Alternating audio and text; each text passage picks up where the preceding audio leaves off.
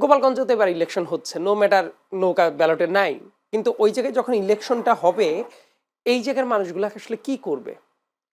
তো এর আগে আপনি যদি চিন্তা ভাবনা করেন, ওই জায়গায় মাঝে মাঝে মাঝে ফান করতো যে ওই জায়গায় অন্য দলেরও যারা আছে তারাও মূলত আসলে তাদেরই নিজেদেরই লোকজন, কারো কারো বাইরে যাইতে হয়, তাদের এটা করতে হয়। তো ওই জায়গায় যারা এখন ভোটটা দিতে যাবে, এমন হইতে পারে যে অনেক মানুষ ভোটই দিল না, এমন হইতে পারে স্বতন্ত্র যে আছে তারা জিতে যাইতে পারে, এমন যারা আছে যে ঠিক আছে মেইন দলের, তাদের পছন্দের মেইন দলের বাইরে অন্য কেউ থাকলে তার অ্যাকসেপ্টেন্স অনুসারে সবাই মনে করতে পারে ঠিক আছে ভোট এবার এই জায়গাতে দেই। এই ব্যাপারটা কিন্তু প্রেসিডেন্সিয়াল ইলেকশন যদি হয় তাহলে কিন্তু একটা সেন্ট্রালাইজড মেকানিজম থাকে যে ঠিক আছে ইদার আমি এইটা আর ওইটা। কিন্তু লোকাল অনেক জায়গায় হিসাব কিতাব বদলে যায়, জন্যই অনেক জায়গায় বিদ্রোহী প্রার্থী জন্মায় যায়। তার কারণ কি? দেখা যায় অনেক ক্ষেত্রে ব্যক্তি বিশেষে অনেক ভোট থাকে। ধরেন যে আপনি ওই দলের একটা বড় দলের ম্যান্ডেট নিয়ে গেলেন, কিন্তু দেখা গেল যে আপনার ওই ধরনের অ্যাকসেপ্টেবিলিটি নাই, রেদার আপনার পার্টিকুলার আরেকজন ব্যক্তি আছে যার প্রত্যেকটা মানুষের সাথে কানেকশন আছে, তারাও দেখবেন যে বিদ্রোহী প্রার্থী হিসেবে দাঁড়িয়ে যায়। এমন অনেক সময় আছে যে দলীয় প্রতীকের বাইরে গিয়ে বিদ্রোহীরাও খুব ভালো রেজাল্ট করে ফেলে। সো এই ট্র্যাক রেকর্ডটাকে আমরা যদি এইভাবে রিড করতে থাকি কে কোথায় দিবে, এটা দলের চেয়েও আঞ্চলিক রাজনীতি, আঞ্চলিক কূটনীতি, আঞ্চলিক অনেক হিসাব কিতাব থাকে। এরপরের হিসাবটাতে বলি যে বাংলাদেশের ভোটিং প্যাটার্নটা কেমন, আসলে লাস্টের 14 বলেন, 18 বলেন, 2024 বলেন, এইগুলা নিয়ে আসলে আমরা যদি ডাটা ধরে ধরে কাজ করি এটা খুব ভুল ডিসিশন হবে। কারেক্টলি বলেছেন যে ভোটই তো হয় নাই আসলে। লাস্টে ধরেন যে এই যে 2024 সালের 7 জানুয়ারির যে ইলেকশন, আমি ঢাকা ঘুরে ঘুরে ঘুরে ঘুরে অনেকগুলা কেন্দ্র, আমার মনে আছে টানা 2.5 থেকে 3 ঘন্টা আমি একটা রিক্সা নিয়ে পুরাটা ঘোরার চেষ্টা করেছি অনেকগুলা কেন্দ্রের সামনে। দেখি যে তখন ধরেন যে 11টা থেকে 1টার ভেতরে যেসব কেন্দ্রে গিয়েছি ভোটারই নেই। এই টাইমে তো সবচেয়ে পিক আওয়ারে ভোটটা থাকার কথা। তো চিফ ইলেকশন কমিশনার মনে করে দেখেন বিকেলবেলা একটা ব্রিফ করছিলেন, ওই 23 বা 24 এই টাইপ কিছু একটা বলতে গিয়ে পাশের থেকে আবার আরেকজন বলে দিল এই 40 42, তারপরে এবার আস্তে করে বললো যে হ্যাঁ কারেকশন করে বললো যে এটা হবে। সো আদতে আমারও মনে হয় যে 10%-এর উপরে কোনো অবস্থাতেই ভোটকাস্ট হয় নাই। কিন্তু এই জায়গায় একটা ব্যাপার কাজ করে, দেখবেন যে বাংলাদেশে কে কতটা আসন পাইলো এইটা দেখে আপনি অনেক ক্ষেত্রে ওভারঅল ভোটিং প্যাটার্নটাকে রিড করা যায় না। তার কারণটা হলো 2001 সালের হিসাবটা যদি চিন্তা করেন, ভাই যেহেতু 2001 সালের কথা বললো একটা রেফারেন্স আকারে আমরা যদি আনি 2001 সালকে, 2001 সালে বিএনপি আসন পেয়েছিল কতগুলা? 193টা। আওয়ামী লীগ আসন পেয়েছিল কতগুলা? 62টা। মোটামুটি ওদের ভরাডুবি হয় 2001 সালে। এবং ভোটের পার্সেন্টেজ কেমন ছিল এটা খুবই ইন্টারেস্টিং একটা রিড। এইটা করলেই দেখবেন আপনার অন্য সব হিসাব বেরিয়ে যাবে। বিএনপি ভোট পেয়েছিল 40.97%, আওয়ামী লীগ ভোট পেয়েছিল 40.13%, অর্থাৎ 1%-এরও ব্যবধান ছিল না। কিন্তু আসনের হিসাবটা 193 আর 62। এইটাকে যদি আপনি রিড করেন এইবার ইন্টারেস্টিং ফিচারটা পাবেন। নর্মালি সারা দেশের রেজাল্ট দেখলে মনে হবে তাহলে তো ওদের অস্তিত্বই নাই। কিন্তু আপনি যদি দেখেন যে ভোটিং পার্সেন্টেজটা কেমন, তাহলে দেখবেন আরে দুইটাতে একদমই সমান সমান। এটা কেন হয়? অনেক আসনেতে এমন হয় 5000 ভোটের ব্যবধানে জয় পরাজয় নির্ধারিত হয়ে যায়, 300 ভোটেও জয় পরাজয় নির্ধারিত হয়ে যায়, এমনকি জাস্ট একটা ভোট বেশি পেলেও তো সে জিতেই যাইতে পারে। তো এই কারণে আমি যেটা বলি যে আওয়ামী লীগের লোকজন সবাই ভোট দিতে যাবে না, এটা আমি বিশ্বাস করি না। এই কারণে অনেক বড় একটা অংশ আছে তারা কিন্তু বলবে আমি ভোটই দিব না, চাই না, এই ইউনূসের আমলে ভোট দিব না, অমুক তমুক নৌকা নাই, এ ধরনের লোকজন আছে। এটা সবার ক্ষেত্রেই হইতো। আওয়ামী লীগকে নিয়ে আলোচনা করার জন্য তাদের যে গুম খুন গণহত্যা, তারা তো আসলে রাজনীতি করে নাই, রাজনীতির নামে তারা পুরোপুরি একটা ফ্যাসিস্ট স্ট্রাকচার গড়ে তুলেছিল। সো তাদের এই অপরাধকে লঘুভাবে চিন্তা করার কোনো সুযোগ নাই, দলীয়ভাবে এটা বিচার বিবেচনা করতে হবে। কিন্তু একটা ব্যাপার আছে, ধরেন যে মানুষটা ক্রাইম করে নাই তাকে কিন্তু আপনি কি করতে পারছেন না, পানিশমেন্টের ভেতরে নিয়ে যাইতে পারতেছেন না। এখানে ট্রুথ অ্যান্ড রিকনসিলিয়েশনের দরকার ছিল, বাট ইভেনচুয়ালি উই ফেইলড। এই গভর্নমেন্ট সেটা ফেইল করেছে। অনেক জায়গায় অস্থিরতার কাজ করতে গিয়ে কাজের কাজটা অনেক জায়গাতেই করা হয়নি। আবার তাদেরও কিন্তু কোন ধরনের অনুশোচনা বোধ, অনুতপ্ত বোধ দেখি নাই। এখন আমি যেটা বলতে চাচ্ছি, এই ভোটটা যেটা বাংলাদেশের ভোটিং প্যাটার্ন যদি আপনি খেয়াল করেন ওভারঅল সব আমলের ডাটা নিয়ে যদি কাজ করেন, আওয়ামী লীগের কিন্তু ফিক্সড ভোট 30%-এর মতো ছিল, আপনি মানেন চাই না মানেন। বিএনপিরও এই সেম লেভেলের একটা ভোটিং প্যানেল আছে, এত ভোট থাকার কথা না। আমি পুরাটা বলছি। জামাত ইসলামের একটা কিন্তু ফিক্সড ভোটিং প্যানেল আছে, যে রেজাল্ট কি হবে না হবে এটা ম্যাটার করে না। কিন্তু দেখবেন যে 5 থেকে 7% তাদের একটা ফিক্সড ভোটিং প্যানেল আছে। এই ভোটিং প্যানেলটার বাইরে গিয়ে জেতা কিন্তু আর এটা দিয়ে কেউ কখনো জেতে না, যেতে হলো ফ্লোটিং ভোট দিয়ে। এবার ইন্টারেস্টিং ব্যাপারটা হলো ফ্লোটিং ভোটের সংখ্যা অসম্ভব রকমের বেশি, আর আনটেস্টেড ভোটার যারা প্রথমবারের মতো ভোট কাস্ট করতে যাবে এমন সংখ্যা অপ্রত্যাশিতভাবে হিউজ। কারণ নতুন ভোটার মানে এবার কিন্তু 18 থেকে 23 বছর বয়সী না, এমনও মানুষ আছে 2008 সালে যার বয়স ছিল 17 বছর, তারপরে ভোট দেয় না, এবার ভোট দিতে যাচ্ছে, তার বয়স দেখবেন যে 30-এর কোটা পার হয়ে চলে গেছে। সো এই ট্র্যাক রেকর্ডটাকে মাথায় রাখলে আওয়ামী লীগের ওই 30% ডেফিনেটলি এখন আর ইন্টারেস্টেড না, অনেক মানুষ বাইরে। কিন্তু আমি শেষ করে দিচ্ছি এই জায়গাতেই, তো এই 30%-এর ভেতরে যদি একটা বড় সংখ্যক অংশ ভোট নাও দিতে যায়, একটা অংশ পলাতক আছে, কিন্তু অনেক মানুষ আছে লোকাল পাওয়ার স্ট্রাকচারটাকে বুঝে তার কোনো না কোনো দিকে জাম করতে হচ্ছে, মিশে যাইতে হচ্ছে, এমনকি প্রত্যেকটা দলে কিন্তু তাদেরকে টানারও চেষ্টা করছে। সেটাই বলছি। সো দেখা যাবে যে এই জায়গায় অবশ্যই 15%-এর মতো ভোট দেখা যাবে তাদের পড়বে, এবং এইটা কোন দিকে যাবে না যাবে এইটা অনেক আসনে রেজাল্টটাকে পাল্টে দিতে পারে। সেটা আমরা বাস্তবতা অনেক ক্ষেত্রে স্বীকার করি আর না করি। সেটা আওয়ামী লীগ মিশে গেল কিনা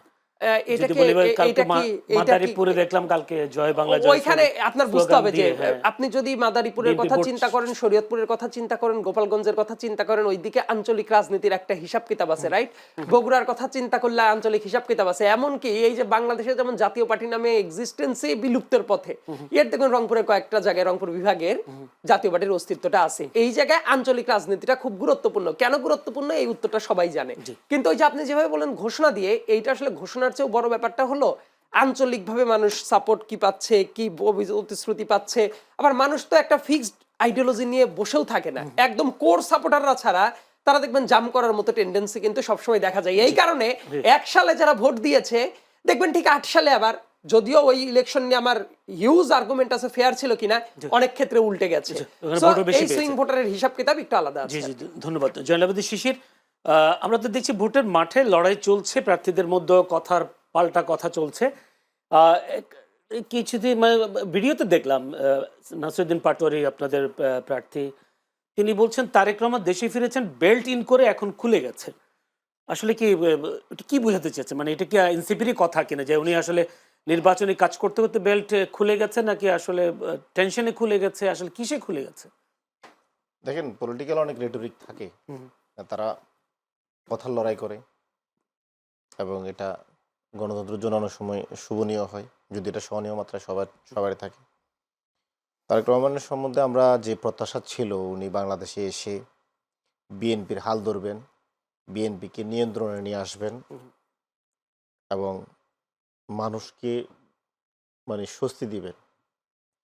কারণ বিএনপির গত 1.5 বছরে যদি আপনি দেখেন, দলীয় কোন্দলে টিআইবির রিপোর্ট অনুযায়ী 234 জন খুন হয়েছে, এবং সহিংসতা মবের প্রায় 91% বিএনপি করেছে। দ্বিতীয় অবস্থানে রয়েছে 7% করেছে আওয়ামী লীগ। আমাদের এনসিপিকে 1% মতো দেখাইছে, আর 2% মতো জামাত ইসলামী। এই হচ্ছে টোটাল সহিংসতা এই মানে আপনার 5 আগস্ট পরবর্তীতে। কিন্তু আমরা প্রত্যাশা করলাম তারেক রহমান ঢাকায় আসলেই দেশটা স্থিতিশীল হবে, বিশেষ করে বিএনপির দলীয় কোন্দল খুনাখুনিটা বন্ধ হবে। কিন্তু আমরা হতাশ হলাম। তারেক রহমান ঢাকা আসার পরেই বরং আরও সহিংসতা বেড়েছে, দলীয় কোন্দলেও নেতাকর্মী খুন হয়েছে, এবং উনি এসে প্রথম অ্যাটাকটাই কিন্তু বিরোধী দলকে দিলেন। উনি সিলেটের সমাবেশে উনি প্রথম সবার আগে অপোজিশনকে গুপ্ত বললেন। নরসিংদী সমাবেশে বললেন যে জামায়াতের কারণে হচ্ছে আপনার শিরকি হচ্ছে, মুনাফিকি করছে। উনি বরিশাল গিয়ে বললেন যে জামাত হচ্ছে জালেম। সাধারণত যারা ক্ষমতায় থাকে তারা জালেম হয়, জামাত কখনো ক্ষমতায় ছিল কিনা আমি তো জানি না, বা উনি কিভাবে কোন সেন্সে জালেম বলছেন।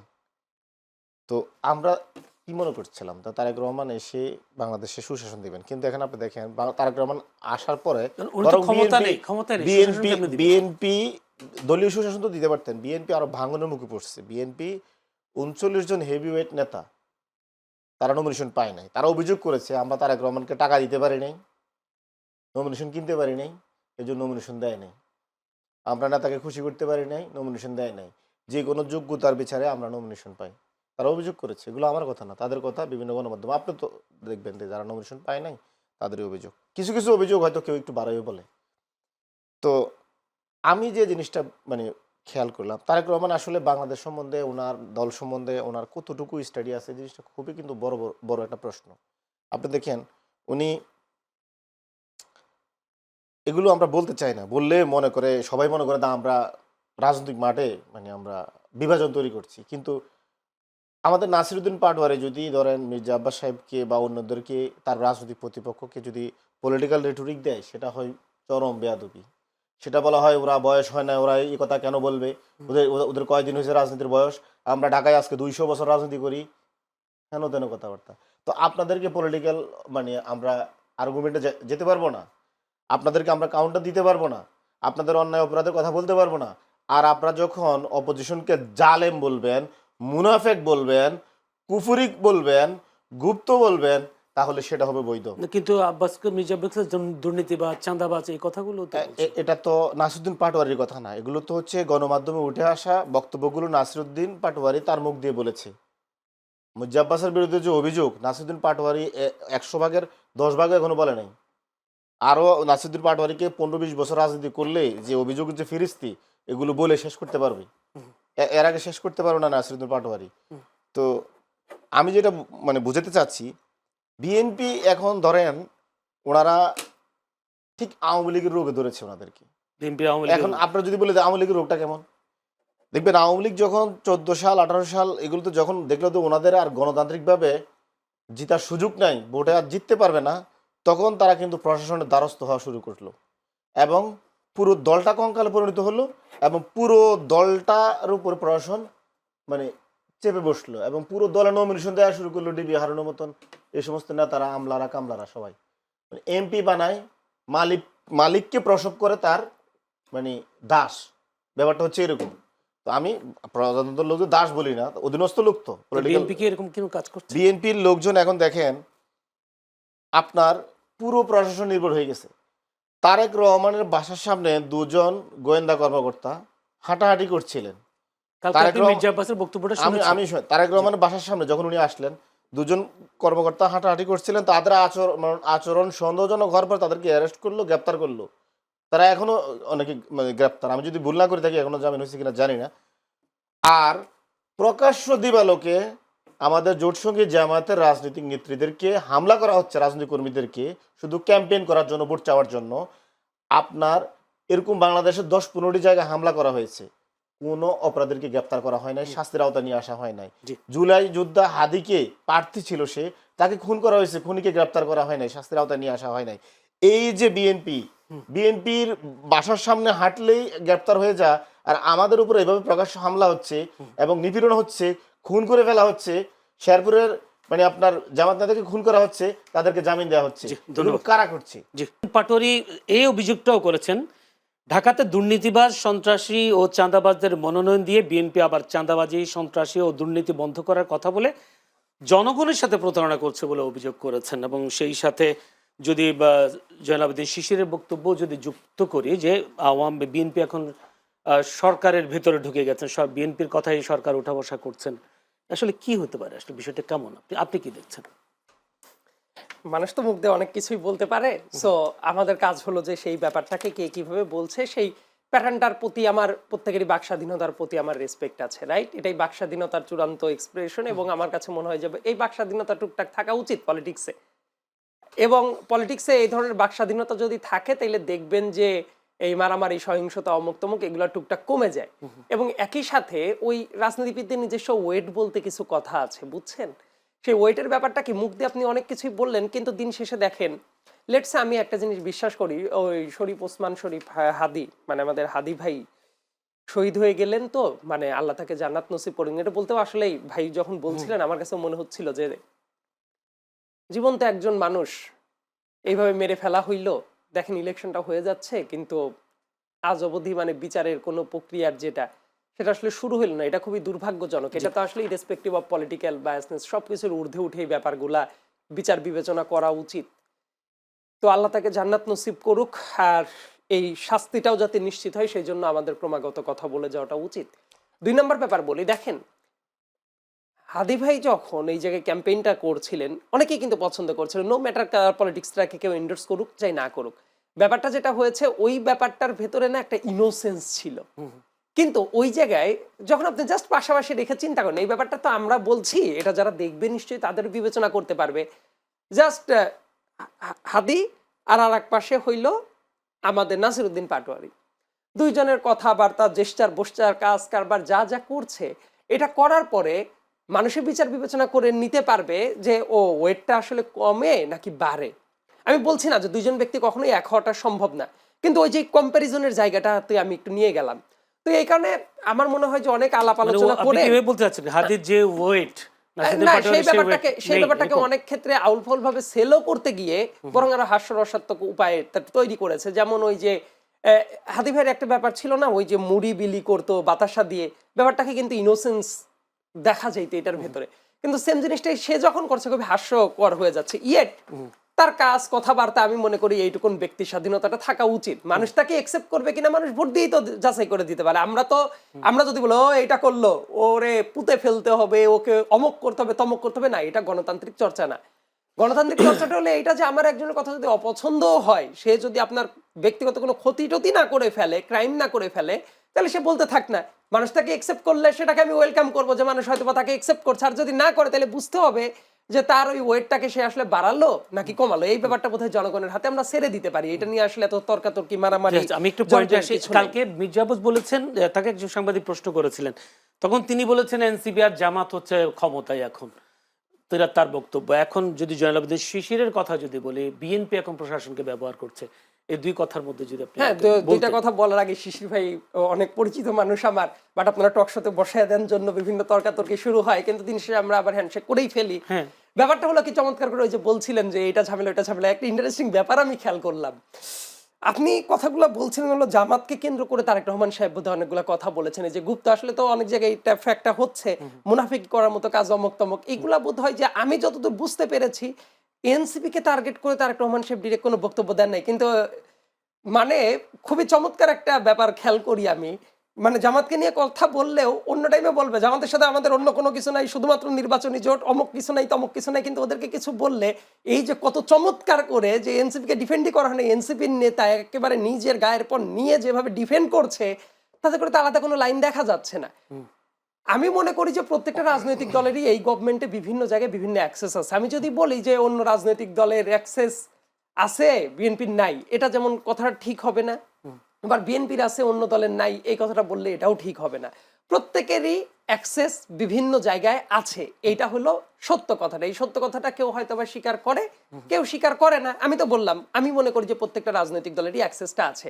যেমন তো একটা উদাহরণের কথা বললাম, আমি আরেকটা উদাহরণের কথা বলি, ওই যে হ্যাক নামের যে কিছু কাহিনী, বা এটা কিন্তু পেঁচাইতে পেঁচাইতে অনেক দূর চলে গেছে। দেখবেন রাষ্ট্রপতির ওই জায়গা থেকে একজনকে অ্যারেস্ট করে নিয়ে আসা হইলো, রাইট, এবং সেটার ব্যাখ্যা কিন্তু ডিবি দিতে গিয়ে দ্বিধা বিভক্ত হয়ে যাচ্ছে বারবার করে। ওইটা নিয়ে কিন্তু গতকাল বহু নাটক মঞ্চায়ন হয়ে গেছে, এবং তাকে অনেকটা টাইম অ্যারেস্ট না করে যেভাবে আটকে রাখা হয়েছিল, এই ধরনের কনফাইনমেন্টে রাখাটা একেবারে ইলিগ্যাল কাজ। যেটা ওই যে ডিবি হারুনের কথা যে বললেন, আমি বলি যে আপনার নামে যদি ফিক্স মামলার পরে প্রমাণ ওইরকম থাকে নিয়ে আসতে পারেন, কিন্তু তাকে ধরে আনার সাথে সাথে কিন্তু বলে না যে এই মামলা এইভাবে অ্যারেস্ট করে নিয়ে আসা হলো। নিয়ে আসা হয়েছে অনেক ঘন্টা পরে, তারপর বলা হয়েছে এই যে আজকে জামিন পেয়েছে কিছুক্ষণ আগে, কিন্তু যে কারণে অনেকক্ষণ ধরে এই কনফাইনমেন্টে নিয়ে যাওয়া হইলো, দিস ইজ ইলিগ্যাল থিং। এবং এইটা নিশ্চয়ই একটা রাজনৈতিক দলের প্রভাব বলয় ছাড়া কি এটা সম্ভব হয়েছে? আমি এই উদাহরণটা এই জন্যই বললাম যে কেউ যদি মনে করে থাকে যে না আমাদের কোথাও কোনো প্রভাব নাই, এই উদাহরণ থেকে তো বোঝা যায় তার মানে ওই জায়গাতে তাদের একটা প্রভাব বলয় আছে। আমি এই জন্যই বলছি যে কেউ যদি মনে করে যে কোথাও কারো প্রভাব বলয় নাই, ব্যাপারটা এরকম নাই। এই গভর্নমেন্টের বিভিন্ন জায়গায় বিভিন্ন মানুষের প্রভাব বলয় আছে বলে আমি মনে করি, তার জন্য একটা উদাহরণ দেওয়াটার প্রয়োজন অনুভব করলাম। মানে ওই হ্যাকের সাথে তো আমি ডিবি এটাও তো বলেছেন, তথ্য পেয়েছেন এরকম একটা কথাও তো ডিবি বলেছে। আপনাকে আমি যেটা বলেছি সেই ব্যাপারটা একটু ভালো মতো যদি চেক করেন তাহলে দেখবেন তাকে যেভাবে নিয়ে এসে আটক করে রাখা হয়েছিল, এইভাবে এত ঘন্টা আটক করে রাখা যায় কিনা, এবং কি এটার ব্যাখ্যা দিতে গিয়ে স্বয়ং ডিবির থেকেও গোজামিল দেওয়া হয়েছে। এমনকি ওইটা নিয়ে ডিবির ভেতরে দ্বিধা বিভক্ত যে হয়ে গেছে, এটা প্রত্যেকটা মেইন স্ট্রিম মিডিয়ায় দেখবেন খবর আছে যে কোন রকম একটা ব্যাখ্যা দিয়ে দেওয়ার দরকার, আরেক পক্ষ মানছে না, এই ধরনের একটা দ্বিধা বিভক্ত অবস্থা সেই জায়গায় চলছে। ধন্যবাদ জয়নুল আবেদিন শিশির। আপনি তো বলছেন বিএনপি আসলে প্রশাসন, কিন্তু কালকে যে ঘটনা উনি বলছেন, তাহলে তো প্রশাসনের মধ্যে তো পাওয়ার তো জামাতেরও আছে। দেখেন, যাকে গ্রেপ্তার করা হয়েছে তার নাম পরিচয় সহ 4টা ভাইরাস তার ডেস্কটপ থেকে জামাতের অফিসিয়াল মেইলে পাঠানো হয়েছে, মেলওয়্যার মানে ভাইরাস দিয়ে। এই ভাইরাসটা ইন্ডিয়ান, জামাত প্রকাশ্যে দাবি করেছে ওই লোককে জিজ্ঞাসাবাদ করা হোক, এবং সে প্রেস কনফারেন্স করেছে, এবং সে গোপনে বলে নাই যে তাকে ধরে নিয়ে আসো তারপরে ভিকটিম সাজাও। বলেছে এই লোকের, এই সরওয়ার নামের এই লোকের মানে কম্পিউটার থেকে আমাদেরকে ভাইরাসটা পাঠানো হয়েছে, 4টা ভাইরাস পাঠানো হয়েছে, মেলওয়ার নামে ভাইরাস, যেটা ভারত হচ্ছে। এখন আমরা তো বরাবর বলে আসি যে আসলে বিএনপির সাথে আওয়ামী লীগ, ইন্ডিয়া এবং পুরাতন ইস্টাবলিশমেন্টের একটা আঘাত হয়েছে, এবং আওয়ামী লীগের যে বেঙ্গালুরুর যে মানে সাইবার মানে অফিসটা যেটা রয়ের সাথে কাজ করে, এবং আরএসএস এর বিভিন্ন গুজব সেলের সাথে কাজ করে, তারপরে হচ্ছে দিল্লিতে একটা অফিস আছে। এখন আমরা তো মনে করি এগুলো সব কিছু বিএনপির সাথে লন্ডন টন্ডন যারা আছে রে, সবগুলো মিলে একটা কালেকটিভ প্রসেস হয়েছে। আপনি দেখেন ওই লোকেরে অ্যারেস্ট করার আগেও আপনি দেখবেন আপনার বারবার জামাত থেকে বলা হয়েছে যে আসেন কেউ চ্যালেঞ্জ নিতে চান কিনা, ফরেন্সিক করা হয়েছে, এটা হ্যাক হয়েছে। এখন ফরেন্সিকও যদি কেউ বিশ্বাস না করে, এই সায়েন্সটুকু বিশ্বাস না করে, তাহলে তো এখন পৃথিবীর পড়াশোনা মিথ্যা হয়ে যাবে। এবং তারা মানে এখন ব্যাপারটা হচ্ছে কোনো সায়েন্টিস্টের মানে ফরেন্সিকও এখনও বিএনপিকে বিশ্বাস করতে বাধ্য না। বিএনপি শুধু হচ্ছে বিএনপি যখন সন্তুষ্টি অর্জন হবে তখন সে এটাকে বলবে এটা সত্যি। মনে হচ্ছে আমরা বিএনপির কাছে দাসখত দিয়েছি বিশ্বাস করানোর জন্য। বিএনপি বিশ্বাস না করলে আমাদের কি হয়েছে? দেশের জনগণ বিশ্বাস করছে কিনা, ভোটার বিশ্বাস করছে কিনা, এখানে সায়েন্স কি বলে? সত্য তো যেটা এটা উন্মুক্ত, সত্য তো গোপন রাখার জিনিস না। আসুক না কেউ চ্যালেঞ্জ নোক, এটা ফরেন্সিক রিপোর্টটা এটা হ্যাক হয় না, এটা করুক। আমি আজকে অন ক্যামেরা বলি এইরকম চ্যালেঞ্জ কেউ নিতে পারবে যে ফরেন্সিকটা মিথ্যা, যেটা হ্যাক হয় না? বিএনপি এখন ব্যাপার হচ্ছে বিএনপির উচিত ছিল এটা হ্যাক না হয়ে এটা জামাতের আমির এই বাজে কথাটা বলছে এটা মার্কেটে সেল করে তার মানে বাজারজাত করা, ভোটারদেরকে বিভ্রান্ত করা।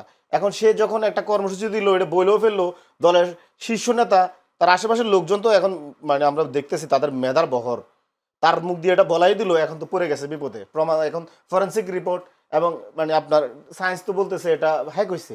এখন তার কি করতে হবে? তাহলে এখন সরকারের জামিন দিয়ে দিতে হবে, যে হ্যাকার আছে তারা করতে হবে কোনো না কোনোভাবে এটাকে মানে নিজেদের এই মানে যে এই রাজনীতিটা বাঁচাইতে হবে।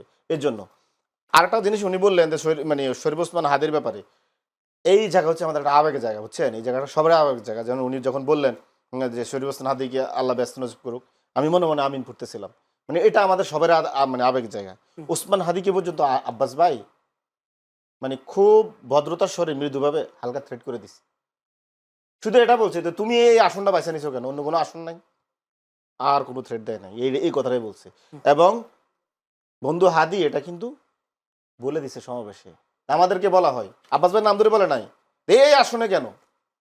আরে ভাই আমার পছন্দ এই আসন, তো এখন আমরাও তো পাল্টা করতে পারতাম আব্বাস ভাই আপনি এই আসনে কেন, আমরা নরসিংদী যান না, আপনার এলাকাতে মনে নরসিংদী না জানি কোন জায়গায়, মানে ওইদিকেরই কিশোরগঞ্জ বা নরসিংদী ওইদিকে, আপনি ঢাকা শহরে কেন? আপনার বাপে আসছে তো আমার বাপ আসতে পারে না, আমরা আসছি, আমরা ঢাকা শহরে এখন ইলেকশন করবো, রাজনীতি করবো, আমাদের অধিকার নাই? সংবিধান দেয় না? এই গেল হচ্ছে হাদিবের সাথে আচরণটা। এবার আসেন যে বললো নাসিরউদ্দিন পাটোয়ারির আচরণ, মানে উনি এইভাবে বলে আমি ওনার কথা বলি না, টোটাল বিএনপির মানে ইয়াটাই বলতে বিএনপির ল্যান্ডস্কেপে কি ধরনের আলোচনা হচ্ছে এটা টোটাল সবাই বলে নাসির আচরণটা একটু শোভনীয় হচ্ছে না, হচ্ছে না। আচ্ছা আচরণটা আপনার এটা মানদণ্ডটা কি? আচরণ যদি আচরণ বিধির লঙ্ঘন করে তার জন্য আইন আছে, আদালত আছে, ইসি আছে, নাসিরউদ্দিন পাটোয়ারিকে শাস্তি দেওয়ার জন্য দেশের বিদ্যমান প্রশাসন আছে, শক্তিশালী আইন আছে। বিএনপিকে কে হুকুম দিল, অধিকার দিল হাবিবুল্লাহ বাহার কলেজে নাসিরউদ্দিন পাটোয়ারিকে হেনস্থা করা, মারধর করা, ডিম মারা? এখন বলে যে ডিম শুধু মারছে, মারধর করে নাই। আপনি ডিমটা মারলেন কেন? এই ডিমটা তো একসময় আমরা তো শরীফ ওসমান হাদিরটাও তো বিএনপি নেতারা প্রথম নাটক বলছে যে গিনিপিক টিনিপিক, তাহলে কি নাসিরউদ্দিন পাটোয়ারির গুলি করে মেরে ফেলার পর এটা আমরা বিশ্বাস করবো যে এটা মানে বড় ধরনের হামলা? এই হচ্ছে বিএনপির কাজ কারবার। এখন বিএনপির তো কিছু বলাও যায় না, বললেই বলা যায় আমরা বেশি বলে ফেলি। বিএনপি দেখেন নারী নিপীড়নের সাথেও বিএনপি জড়িত, জাফরি অ্যাবস্টেনের ফাইলেও বিএনপি নেতা আব্দুল্লাহ মিন্টুর নাম আসছে। এখন এটাও কি আমাদের দোষ? মিন্টু ভাইয়ের নাম কিনা কেন আসলো? আরেকটা জিনিস বলে দেখেন, এখন বিএনপি নেতারা বারে বারে বলে যে আমরা বিএনপি নেতাদেরকে বিভাজন করি। 41 জন ঋণ খেলাপিকে বিএনপি দলীয়ভাবে মনোনয়ন দিচ্ছে, দ্বৈত নাগরিকদের মনোনয়ন দিচ্ছে। এখন আমি ঋণ খেলাপির কথাটা বলি, আপনি একটা চিন্তা করেন তো ভাই, একদম নিরপেক্ষ মন থেকে, যে লোক শেখ হাসিনার সময় বিএনপি নেতা শেখ হাসিনার সময় ঋণের টাকা শোধ করে নাই, ওই সময় সে রাজনৈতিকভাবে দুর্বল ছিল, তার ক্ষমতা ছিল না, ওই সময়ই সে টাকাটা শোধ করে নাই। এই ঋণ খেলাপিরা যারা ব্যাংক লুট করছে, প্রাইভেট সেক্টরের টাকা মানে খেয়ে ফেলছে, দিচ্ছে না, আমাদেরকে পথে বসাই দিচ্ছে, এই সমস্ত ঋণ খেলাপিরা বিএনপি থেকে এমপি যদি হয় এবং এরা যদি বিএনপি ধরেন ভুলচুকে ক্ষমতা চলেও আসলো মনে করেন, আমরা যদি প্রত্যাশা করি না এবং আমাদের যে মনে হচ্ছে আমরা ইনশাল্লাহ গভর্নমেন্ট ফর্ম করবো, যদি তারা আসে, তারা ক্ষমতা মানে বান হয়ে কি তারা এই ঋণ টাকা শোধ করবে জীবনে? যে ক্ষমতাহীন সময় শোধ করে নাই। তাহলে বিএনপি তো এখানে আমার সেন্টারটা হচ্ছে এখানে বিএনপি এই ঋণ খেলাপিদেরকে আরো এম্পাওয়ার করছে এবং আরো বেশি দেশের জনগণ ব্যাংকের টাকা, প্রাইভেট সেক্টরের টাকা লুট করার সুযোগ করে দিচ্ছে। ধন্যবাদ জনাব শিশির। আপনারা হচ্ছে নাসিরউদ্দিন পাটোয়ারি একসময় বলেছিলেন তারা নির্বাচন করলে 300 আসনে তারা বিজয়ী হবেন, এবং এখন জামাতের সাথে আপনাদের জোট হওয়ার পর কত আসনে জিতবেন আপনারা, যদি ছোট্ট করে বলেন। দেখেন, আমরা বলেছি আমাদের মানে নতুন আমরা একটা রাজনৈতিক দল শুরু করেছি, পুরো জেনারেশনকে আমরা এখনো ডাকতেছি, জেনারেশনের মানে ছোট একটা অংশ আমাদের সাথে আসছে। ছোট্ট করে যদি বলেন। আমরা প্রথমভাবে শুরু করেছি, আমাদের যদি এবার যদি আমাদের বয়স কম, আমাদের অনেকেই পেশাজীবীও না, আমাদের মানি পাওয়াটা নাই, এস্টাবলিশমেন্ট নাই, মাসাল এস্টাবলিশমেন্ট নাই, যার কারণে আমরা 300 আসনের প্রার্থী দিই নাই। যারা আমাদের সংস্কারের সাথে ঐক্য করেছে 90% মিল রয়েছে, আর যারা 90% অমিল রয়েছে, অমিলদের সাথে আমরা জোট না করে যাদের সাথে আমাদের সংস্কার বা জুলাই প্রস্তাবনাগুলোর সাথে ঐক্য করেছে তাদের সাথে আমরা জোট করেছি, আমরা 30 আসনে প্রার্থী দিয়েছি। আমরা আশা করি আমাদের সকল প্রার্থীদের জয়ের ব্যাপারে আমরা আশা করি ইনশাল্লাহ আমরা খুব ভালো একটা সংখ্যায় আমরা পার্লামেন্টে যাব এবং আমরা জোট সরকার নিয়ে আমরা রাজাকারের দলের সাথে মিশে আপনারা নিজেদের পায়ে নিজেরা কোড়াল মেরেছেন। এগুলো বিএনপির বলা কথা। বিএনপি নিজে হচ্ছে আপনার দক্ষিণ এশিয়ার সবচেয়ে বড় রাজাকারের দল। এটা নিয়ে আরেকদিন একটা টক শো আয়োজন করেন, ওই দিন বলবো। ধন্যবাদ আপনাকে।